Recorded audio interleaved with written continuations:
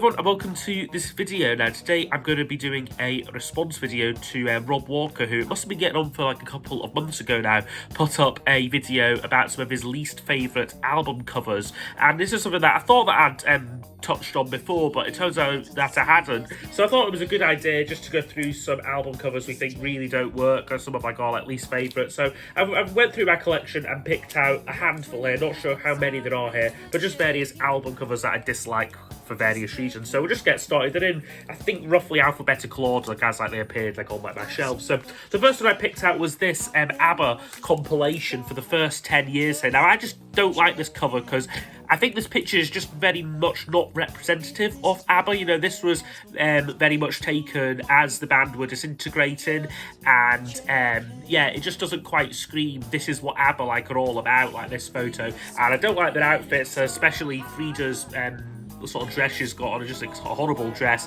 and like even like yeah, like they're just like looking away like into distance. I just don't think this works like as a this works like as an album cover, let alone like a kind of compilation like of like ABBA's like greatest hits there. So yeah, that's the first 10 years ABBA. I've got this one here by The Beautiful South, who had some great album covers like in like their time, like Meow and like Blue is the Colour, Quench, all fantastic album covers. This one though, not so much. It's for Painting It Red here, which has just got this kind of quite uninspired kind of like colour chart like on like the cover. I just really don't like it. I mean the CD is slightly better because these were kind of like these were sort of like die cut holes, so when you pulled out the CD it kind of like it was a kind of slightly like more like interactive sleeve, but this vinyl version is just a plain kind of printed one, and yeah, I just don't think works at all. And even though the album's called You're Painting It Red, I mean yeah, they're all just different colours, so yeah, it just doesn't work for me, this cover. I think a very poor choice there. This one I know might be a bit controversial, but I'm choosing it because it just looks very dated, and for my view very tacky, which is Reality by David Bowie, which has just got this kind of cartoon image of Bowie there like on the cover, which this album came out in 2003, and yeah, it looks very early 2000s. It's kind of got kind of like Gorillaz kind of vibe like to like sort of like the kind of like the design like off like the cartoon there, and I just think it's really dated, like sort of like the style of it, but even just the rest of the cover, there's just not a lot really going on with it. I just really don't like it. Next one fits into the kind of boring camp for me, and it is this album by The Cars, which is Panorama. Now this is just so uninspired because I mean the band The Cars, you know, so what do you have? You have like the kind of like starting flag like at like a kind of like a race. It's just not very good like as a cover, like I don't think, and yeah, just pretty like uninspired stuff. Next one again kind of fits into the kind of sort of slightly dated camp, like for me, but also for just other reasons as well. I'm picking out The Charlatans here, and it's Us and Only Us. And again, this one here, I think it just this kind of collage thing is maybe alright for like an inner sleeve possibly, but like as an album cover, I just really don't think works. And I mean, they're not the best looking band either, to be honest. Like so like having like this sort of collage of them all on it, like is it just doesn't work like as like the album cover for me there. It just doesn't scream something that, oh yeah, like I really want to check this band out, like they seem cool. It just looks a little bit like it just looks a bit like they're trying too hard, I'd say. Next up here, a real stinker for me here is The Church, and this is the album Gold Afternoon Fix, it's called. Really good album, but terrible cover for my view.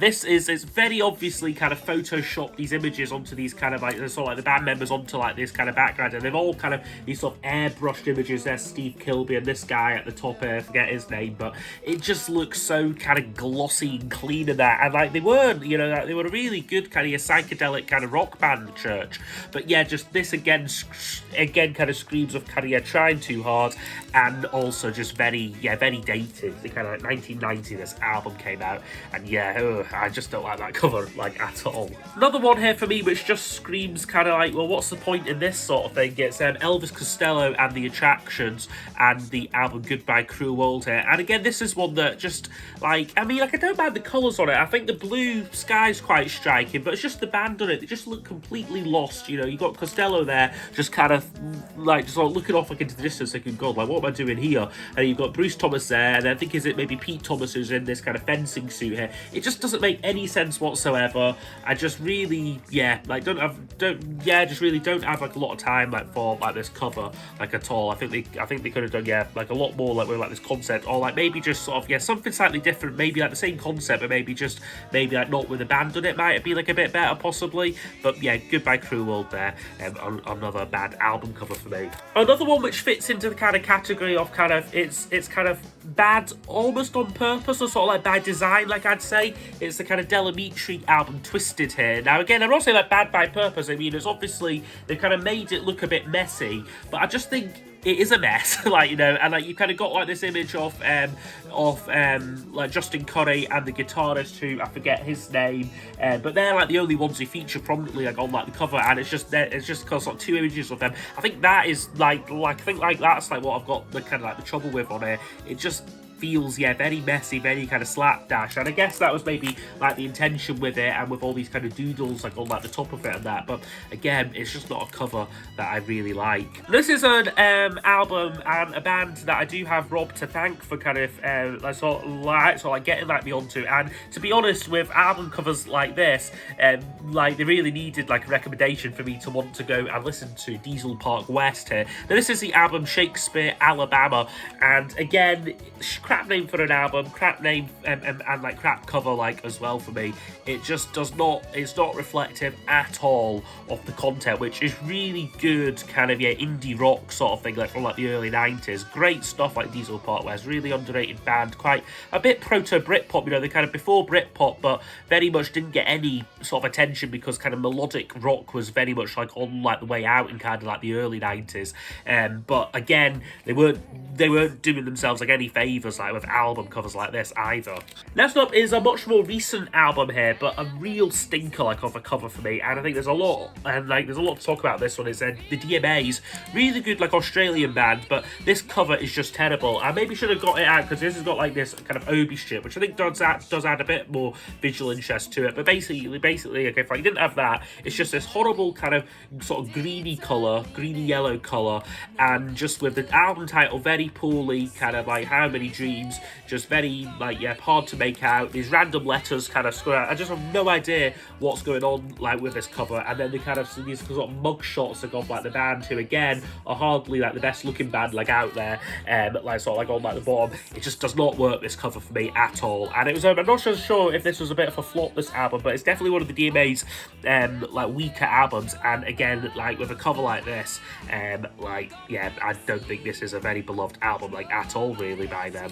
Another one which just fits into the kind of boring and just like slightly trying to be clever I think category possibly, but like really not coming off well, is the Paul Heaton Jackie Abbott album Crooked Calypso. Again, some of their albums have got great covers. What Have We Become, and what was the one after, Manchester Calling, and Wisdom After Lines. They all have great covers, but this one here, Crooked Calypso, I think it's just trying to be a bit too clever. I think, is this supposed to be maybe like a wedding dress possibly, like the bottom like of a wedding dress maybe, but I just don't really get it, and I just don't really think it works. The back cover's dead boring, and so it's maybe trying to be clever and symbolic or something, but it just does not work at all for me. A real misstep there, like from Paul Heaton. Next one here really fits into the kind of again boring, like uninspired sort of category. I mean, it does the job. It kind of says what it kind of says like what it is like on like the tin, like I suppose the Pretenders singles. But again, it's just such a boring, uninspired cover. You know, like they've taken the font from like their debut album and just stuck the singles like on like the bottom. It just doesn't really work for me. Like, I mean, I could quite enjoy this back cover actually. I think that's really good with all their actual singles like on it like there. I think that's a really nice like bit, a really nice bit of artwork. But yeah, just this cover just does not really work at all for me. Again, another one I think which comes off really poorly for me is Squeeze and Sweets from a Stranger. I think again this is one where like Squeeze were probably slightly like on like the way out by this point in kind of like the pop charts 1982, do. But again, like with an album cover like this, they weren't doing themselves like any favours. At least like, yeah, RG Bargy, like he said, story had all the band members on it quite clearly. Like you can see like who like they were. This one, again, they're trying to be abstract and sort of like with all these kind of sort of strange kind of silhouette kind of things going on, but it just does not work for me like at all. Again, it just looks a bit messy and yeah, I mean, yeah, a bit creepy and just not really like an album that is like gonna like inspire people to think, oh yeah, like I want to listen to that, like some like sort of like for sort of like new fans like or anything. So yeah, squeeze there, Sweets from a Stranger. Next one probably fits into the kind of category of maybe okay at the time, perhaps, but certainly by today's standards, you probably wouldn't get away with it. And it's The Undertones. This is a hits compilation called All Wrapped Up here. Again, good title like for like a kind of like hits compilation. And they've obviously ran with that for the cover with this kind of woman in this kind of meat dress and this kind of sausage necklace. It's very like on the nose, and again, for understandable reasons, you really wouldn't get away with this now. And again, it's not a cover that like I would particularly flaunt much. I say I was posting records like on Instagram, you know, this is one I would very much like keep away from there. Yeah, great compilation though, but yeah, just wish it had like a much better cover. And last one from me here is Rob showed Paul Weller album A Kind Revolution. Again, for obvious reasons, it's just the album title like in big letters, and Paul Weller's got form for that. He did that with his album Heavy Soul, and he did that again with his album On Sunset here. I do quite like the kind of gradient thing, but just for an album cover, just so poor, so uninspired. And again, Weller's got kind of form for this. His last album 66 was even worse, you know, it was just the big kind of 66 and big letters. But yeah, this one here, I mean, like I like the colours on it, but they could have just done so much more like with the cover, like I feel. So anyway, yeah, that's me gone over a few there. I'll show you like if it was 10 or like or like however many like there were there. But yeah, just some of like my least favourite album covers there. Album covers I just really don't think work. Yes, I hope you have enjoyed the video. I'd be interested to hear from you what some of your least favourite album covers are. And yep, I'll see you all next time for the next video.